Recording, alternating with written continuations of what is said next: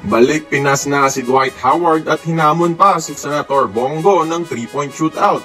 May kondisyon para maglaro kagad sa PBA, pero bago natin pag-usapan, palike naman ang ating video bilang suporta. Pagkatapos mag-enjoy sa pagbisita kay Chavez Season, kay Bongo naman ang punta ni Superman Dwight Howard. Nagkatuwaan sila at syempre, pinahayag muli ni Howard ang kagustuhan na maglaro sa PBA lalo na't wala ng height limit. Sabi pa niya, let's see what magic we can make happen in the future. Tapos may kondisyon na rin siya para maglaro sa PBA ora mismo. Hinamon niya ng 3-point shootout ang dating senador at sinabing kapag natalo siya ni Bongo ora mismo, pipirma kaagad siya sa isang PBA team. Ito ang kondisyon niya at nakasalalay sa pulso ni Bongo. Tingin ko naman, yamado ang taga-senado. Baka taga Mindanao yan, joke lang.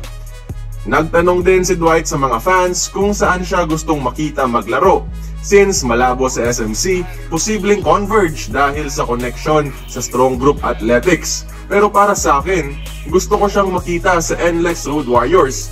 Ang ganda siguro ng tambalan nila ni Robert Bolick, which can take you back to Harden Howard days sa Houston Rockets.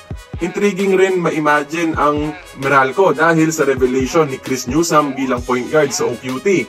With this, mas mahahasa pa si Newsome to play the point with the dominant big man. Kaya kayo mga idol, saang team nyo gustong makita si Superman Dwight Howard? Join the conversation, magkomento lamang sa ibaba. Kung nagustuhan mo ang ating video, please like, share, and subscribe. I-follow mo na rin ang ating social media platforms for more exclusive sports content. Until then, this has been Courtside Buckets. See you on the next one.